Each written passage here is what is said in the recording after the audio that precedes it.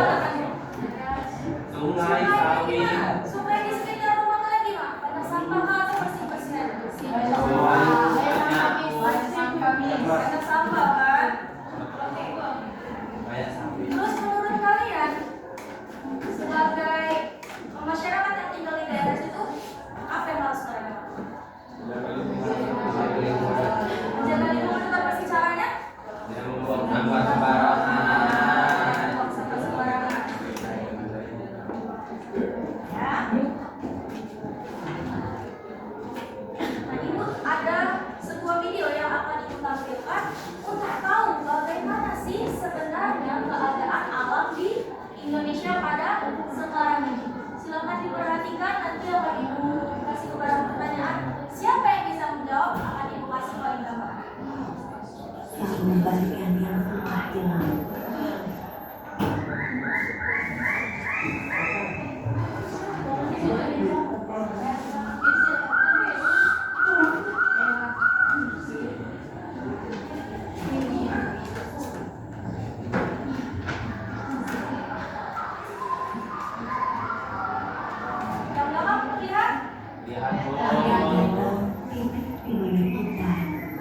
Tidak bisa mengembalikan yang telah hilang. Jika setiap pohon telah ditebang dan hutan terakhir telah musnah, jika pemandangan ini semua berubah menjadi ini, dan kehidupan ini seluruhnya tergantikan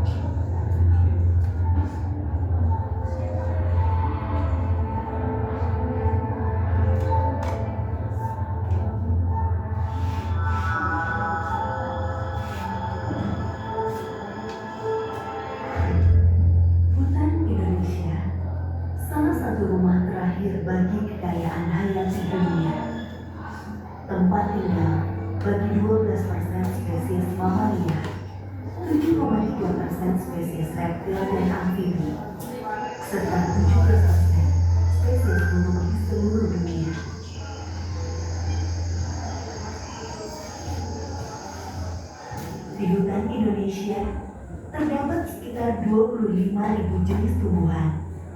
Lebih dari 10% jenis tumbuhan dunia ada di Indonesia. Hutan tropis Indonesia dikenal sebagai paru-paru dunia, memproduksi oksigen sekitar 25 hingga 30% dari perputaran oksigen dunia. Ratusan miliar ton karbon tersimpan di dalamnya.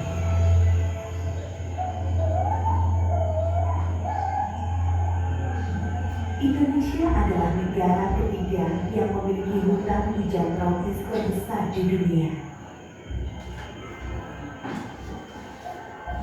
Namun juga juara ketiga di laju kehilangan hutan.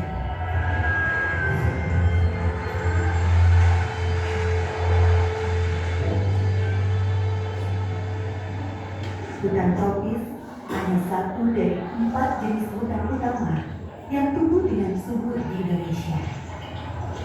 Ada hutan rawa, hutan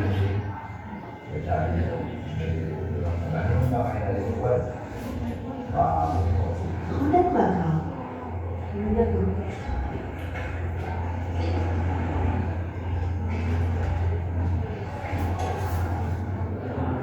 dan hutan sabana. Percaya atau tidak, walaupun berbeda dan terpisah oleh laut, hutan-hutan ini saling berkaitan dalam sistem yang menopang kehidupan kita.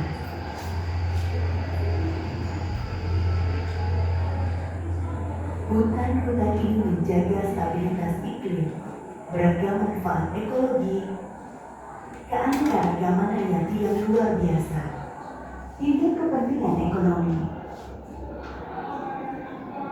Stabilitas iklim. Salah satu kontribusi terbesar hutan adalah efek fotosintesis.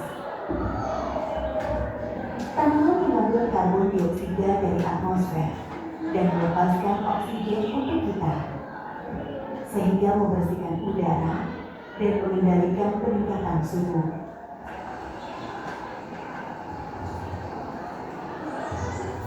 Manfaat ekologi.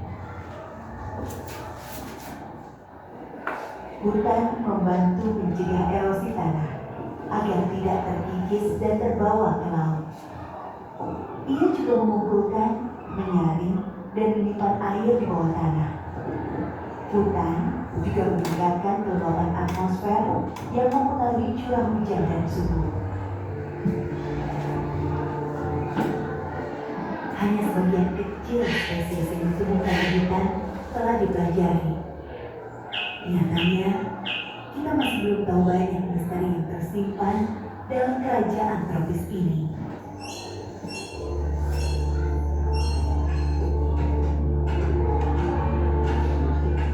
Kepentingan ekonomi. Banyak komunitas bertahan hidup di hutan.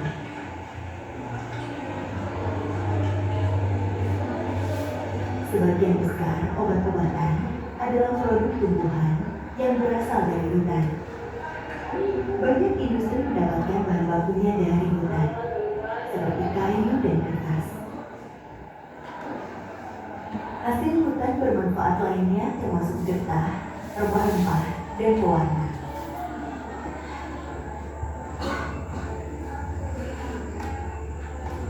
Hutan juga berperan dalam kesehatan mental manusia untuk tujuan wisata maupun terapi.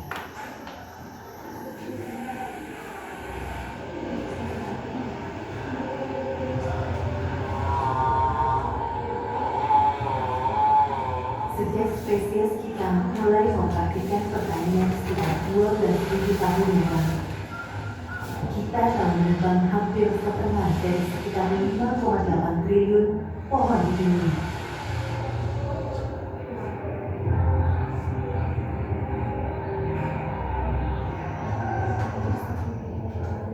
Jika kita menyingkirkan semua pohon, kita akan hidup di planet yang mungkin tidak benar-benar dapat menopang kita lagi.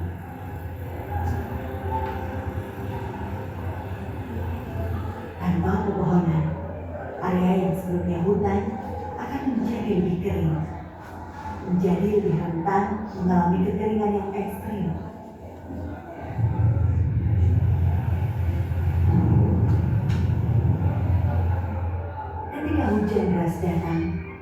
bencana banjir akan menyusul. Erosi besar-besaran akan berdampak pada lautan. Sedimentasi yang terbawa akan menutupi terumbu karang dan habitat laut lainnya. Pulau-pulau yang tidak memiliki pepohonan akan kehilangan penghalangnya di laut. Banyak yang akan tersangkut. Penderitaan umat manusia akan dimulai jauh sebelum hutan terakhir musnah. Panas yang meningkat, gangguan pada siklus air akan segera muncul. Hilangnya keteduhan akan menyebabkan kematian jutaan orang dan ternak di seluruh dunia.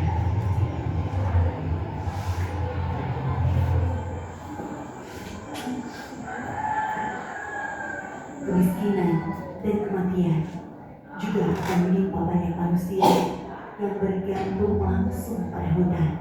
Mereka akan kehilangan mata pencaharian, termasuk untuk memanen makanan dan obat-obatan.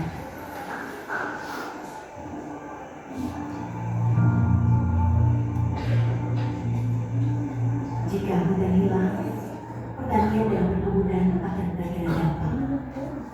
Iklim yang berubah menyebabkan banyak tanaman yang kering atau bahkan gagal panen.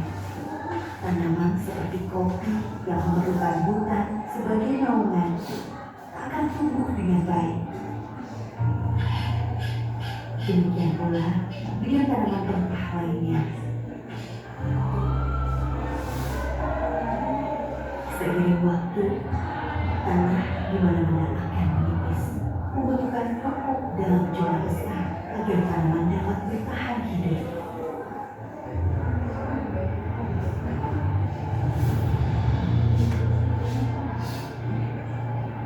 Pemanasan lebih lanjut pada akhirnya akan membuat sebagian besar tempat tidak dapat diolah dan tak dapat ditinggali. Akankah bumi kita seperti ini? Kehidupan di tanah air kita bergantung pada ekosistem alam yang kompleks. Namun semuanya saling terkait.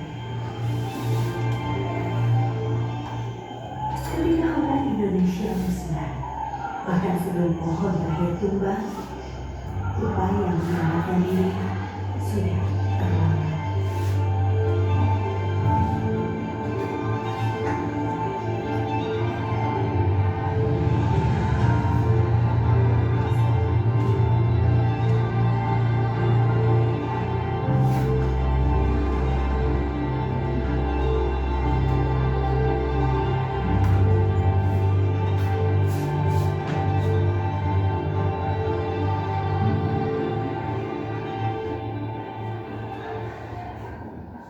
Oke, fokus kembali.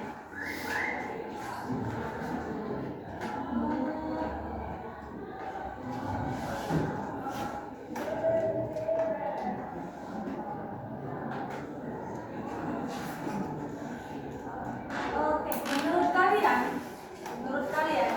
dari video yang ditampilkan tadi, apa kaitannya dengan kehidupan kalian yang sekarang?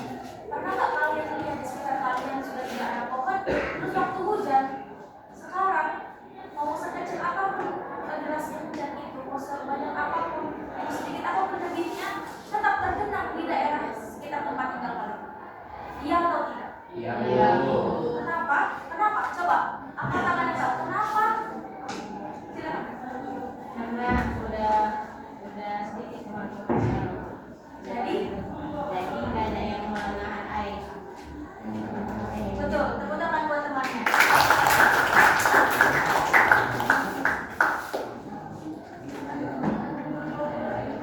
Oke, jadi kalau tidak ada pohon, tidak ada yang menahan air di bawah tanah. Jadi resapannya tidak ada. Kalau tidak ada yang meresap air, ya bagaimana tidak tergenang? Betul atau tidak? Betul. Itulah gunanya kali ini kita akan belajar karya tulis ilmiah yang berdasarkan dengan konservasi alam. Ada yang pernah dengar kata konservasi? Pernah? Tahu artinya tidak? Belum. Kalau alam pasti tahu. Tahu.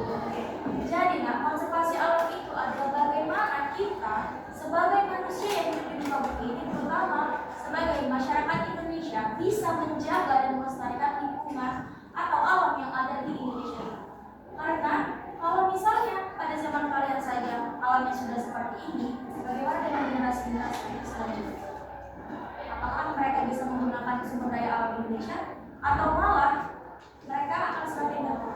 Lihat sekarang sudah berapa rupiah per dolar? 17.717.800. Padahal rupiah Indonesia itu pernah hanya 8.000.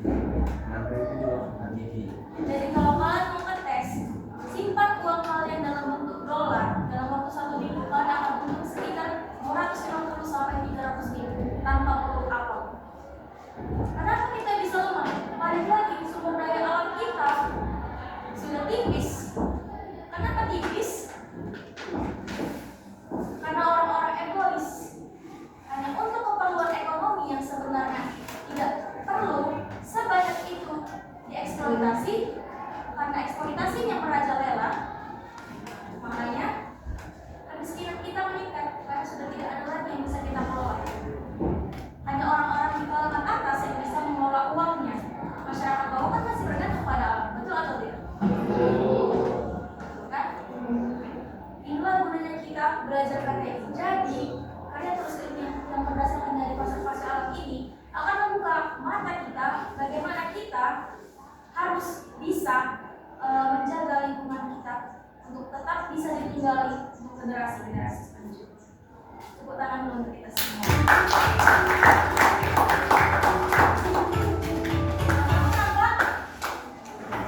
Kecil ya?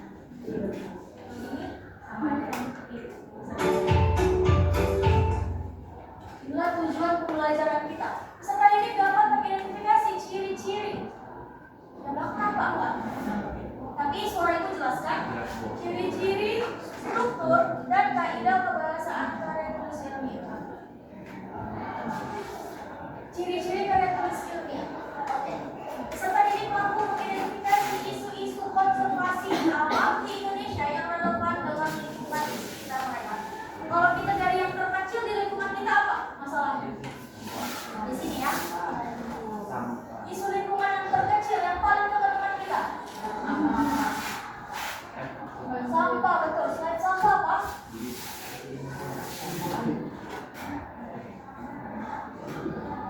Kalian ada yang rumahnya di sekitar rumah kalian ada pohon sawi? Ada. Dulunya waktu kecil kan sudah pohon sawit atau dulunya pohon lain terus diganti? Kalau misalnya hujan, tergenang nggak? Sekitar benar ya? Tergenang. Karena sebenarnya kontur daerah atas, kalian kan sudah termasuk daerah dataran tinggi, itu tidak cocok dengan sawit.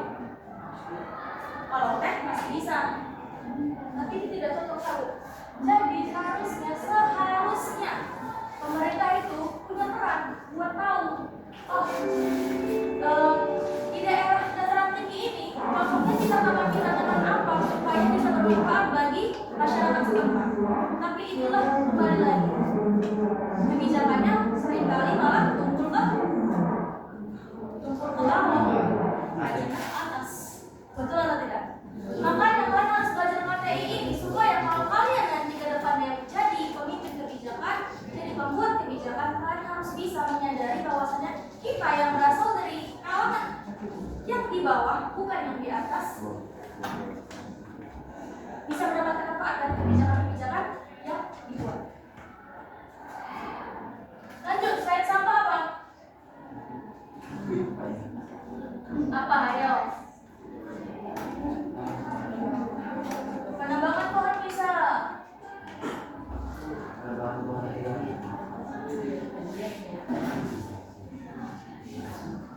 Makanya sekarang menebang pohon, meskipun kita tanam sendiri, milik kita sendiri, sudah ada aturannya. Tidak bisa menebang pohon sembarangan. Karena kalau di daerah kita ini, apalagi di Siantar ini, ternyata sudah padat sekali penduduknya. Kalau misalkan tidak ada lagi pohon yang menopang, pasti banjir. Lucu tidak? Kalian daerah dataran tinggi, tapi tetap terkena banjir. Seharusnya kita berpikir, kok bisa sih di daerah dataran tinggi malah terkena banjir? Kalau daerah misalnya di daerah rumah ibu Medan, Bakang dan Cemorala misalnya, daerah ke arah Medan sana, itu kan daerah pesisir, daerah bawah. Kalau kena banjir, oh iya daerah atas, jadi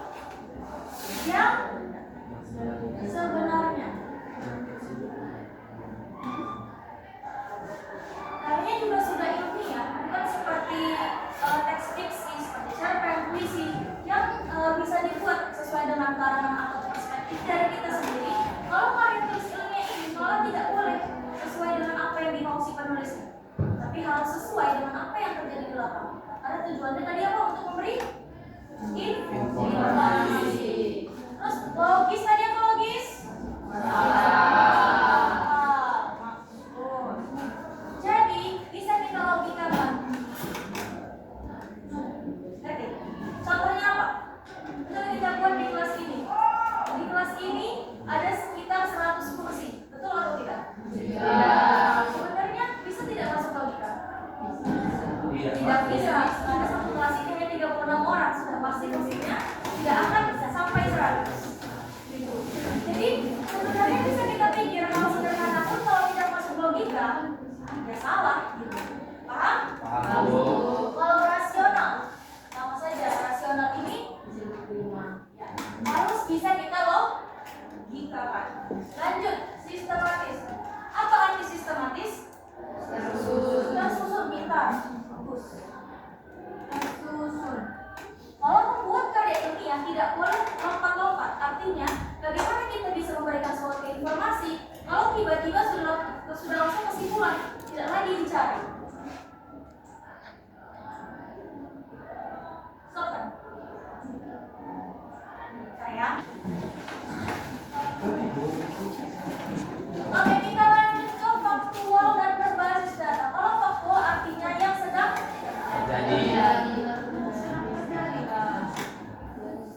kalau berbasis data dulu ya. Jadi karya tulis ilmiah ini harus ada datanya. Bisa dibuktikan. Bisa dibuktikan. Lanjut.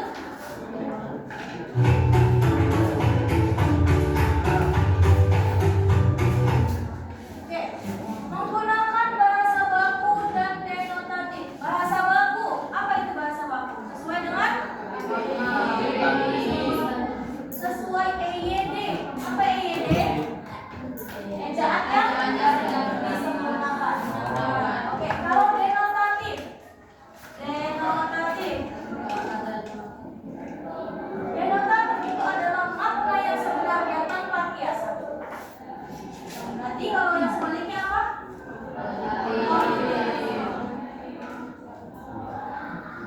Jadi kalau di karya ilmiah tidak boleh ada makna konotatif satu kata pun. Oke? Terus ini bersifat reproduktif. Apa arti reproduktif? Reproduktif artinya berdasarkan penelitian dan teori yang relevan. Jadi kita harus berbasis data. Berbasis data itu berdasarkan apa? Dari bacaan-bacaan yang akademis. Kalau kita pakai teori, pastikan teorinya nyambung, tidak relevan, tidak dengan topik yang akan kita angkat. Paham? Oke, berarti tidak emotif. Kalau tidak emotif apa artinya?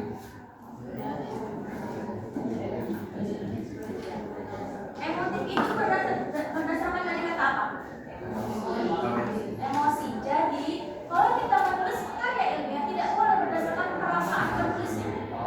Artinya tidak boleh melibatkan perasaan penulisnya. Misal, kasihan pun dia dengan hasil penelitiannya, ternyata hasil penelitiannya sangat-sangat memprihatinkan di daerah tersebut. Sebagai peneliti tetap tidak boleh memakai emosi atau emotif untuk menulis karya tulis ilmiah ini. Buat masa benar-benar tanpa melibatkan perasaan si penulisnya. Lalu ada fokus pada ruang lingkup tertentu.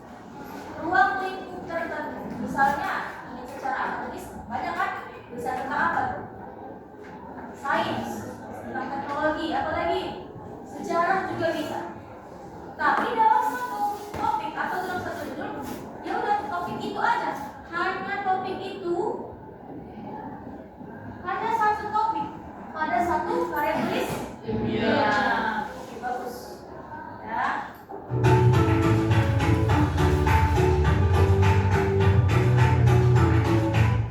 Struktur karya tulis ilmiah ini ada 8 secara garis besar. Yang pertama ada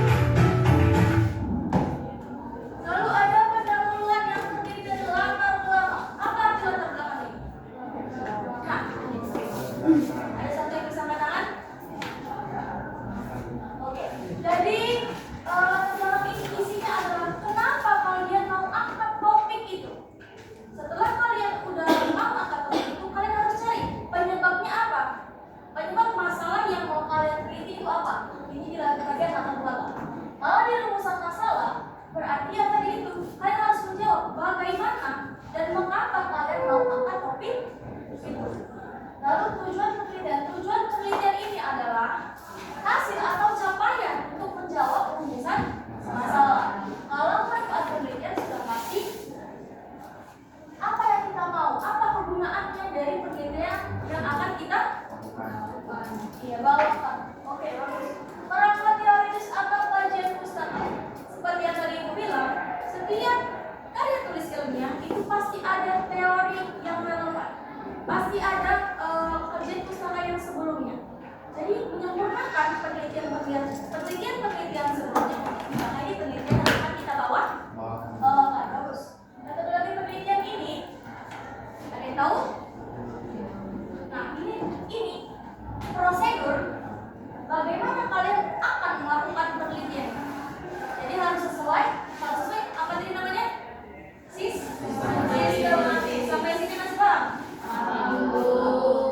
Ya.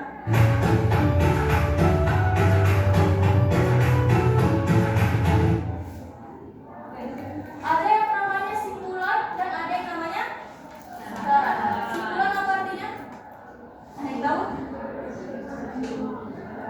Simpulan itu harus menjawab tujuan penelitian kalian. Kalau simpulan kalian tidak bisa menjawab tujuan penelitian kalian, artinya penelitiannya gagal. Kalau syarat apa syarat? Pandangan penulis untuk penelitian lebih lanjut. Kalau kita ke kan ada yang namanya lampiran. Tapi lampiran ini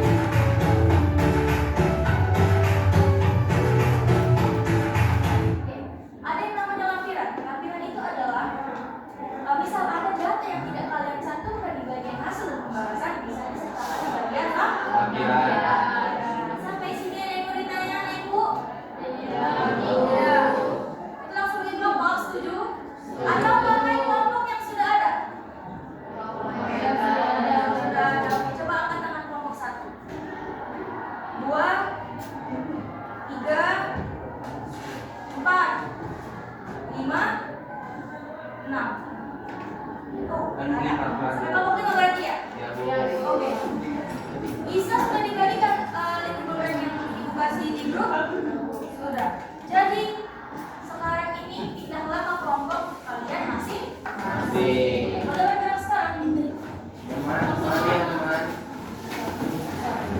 Yang merasa kelompok saya, mari.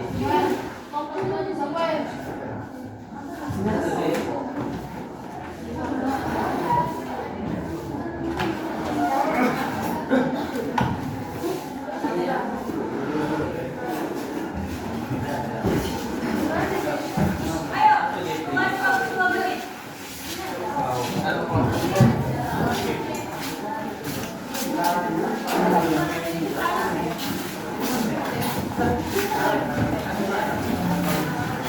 Balik yang putih itu, warnanya itu.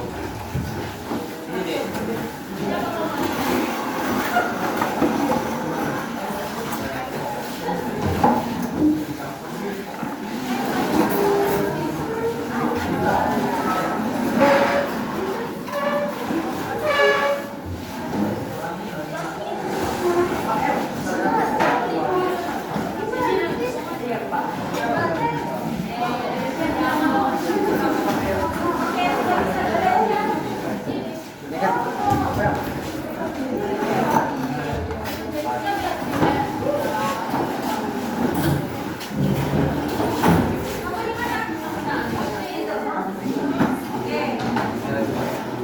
Lagi apa nih membagikan lembar kerja?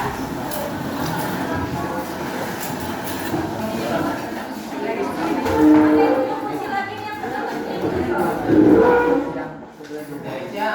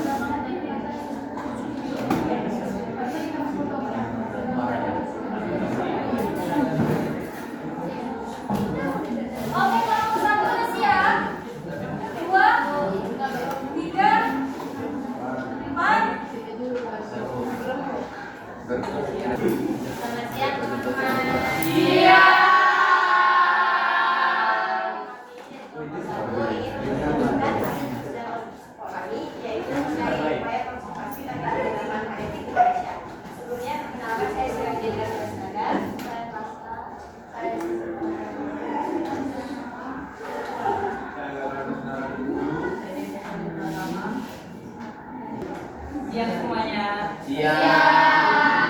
Kami dari kelompok 2 ingin mempresentasikan hasil kerja kami tentang konservasi hutan mangrove sebagai ekosistem. Sebelumnya, perkenalkan nama saya Samuel Murad.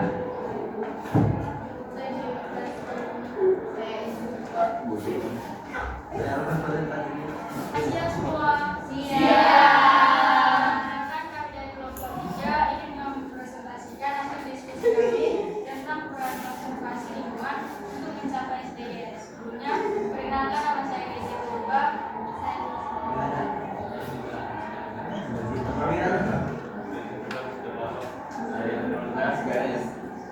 Selamat siang teman-teman.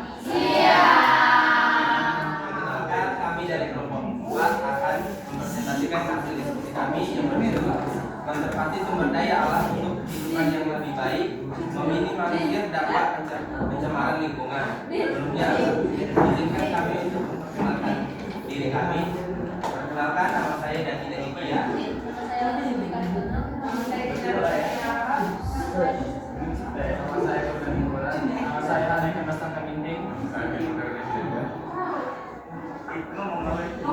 Selamat siang semuanya. Baiklah, selanjutnya kami di sini ingin mempresentasikan hasil diskusi kami yaitu tentang peran masyarakat terhadap konservasi hutan. Sebelumnya, perkenalkan saya adalah Jenias Pegarian dan teman saya. Nama saya Yuli Kristifani Subaka. Saya Margareta Sampausis. Saya Fikir Damani. Baiklah, berikut penjelasannya. Sekian dari presentasi kami. Terima kasih.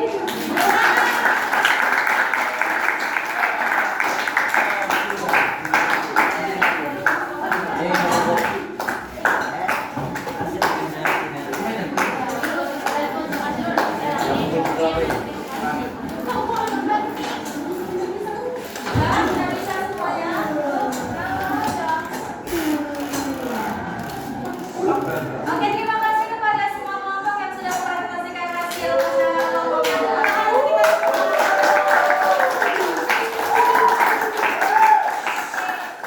Bagus sekali peran diskusinya sudah lengkap ya tentang konservasi alam. Jadi kita harus mulai kelas. Kalau kita lihat sebetulnya dari lima kelompok sama atau tidak? Sama. Tentang sama. Dan bagaimana cara kita melestarikannya?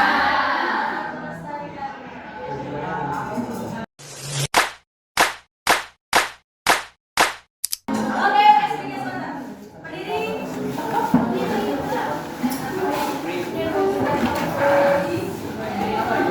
Oke. Lihat instruksi dari Ibu. Kalau Ibu bilang semut, semut.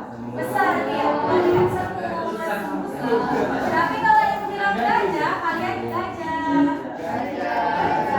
Jadi semutnya besar. Semut besar atau kecil? Tangannya terbalik, harus bisa. Terus kalau Ibu bilang gajah, gajah besar atau kecil? Nah, tapi kalian kalau misalnya Ibu bilang gajah, kalian bilang besar. Semut tangannya juga harus gerak ya. Bisa? Oke. Gajah, gajah, gajah, gajah. Semut, semut, semut, semut. Gajah, gajah, gajah, semut. Semutnya kecil. Tenang lagi, coba. Gajah, gajah, gajah, gajah. Gajah, gajah, gajah, semut. Salah. Bilangnya kan kecil tapi kecil. Oke, semut, semut, semut, semut. Semut, semut, semut, semut. Gajah, gajah, gajah, gajah. Oke, dadah. Oke,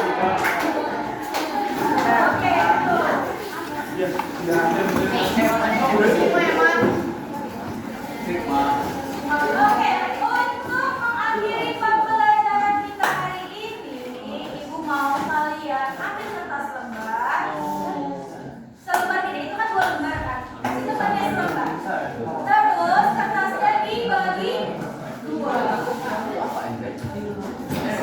Ini kata-kata misalnya selembar. Lagi-lagi 2 gini.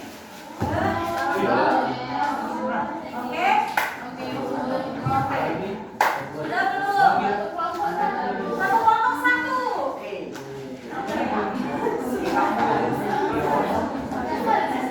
Kelompok kalian, bagian mana yang sudah kalian mengerti dari pembelajaran kita hari ini? Perkenalan. Nah, yang di setelahnya lagi kalian buat minggu depan kita akan belajar mengenai rancangan karya tulis ilmiah. Jadi akan menjelaskan bagaimana cara membuat karya tulis ilmiah. Ada di sebelahnya ini buat. Kira-kira apa yang membuat kalian tertarik untuk belajar di materi berikut? Bisa. So, saya mau bikin rancangan karya tulis ilmiah tentang kalau mau kan Kali ya.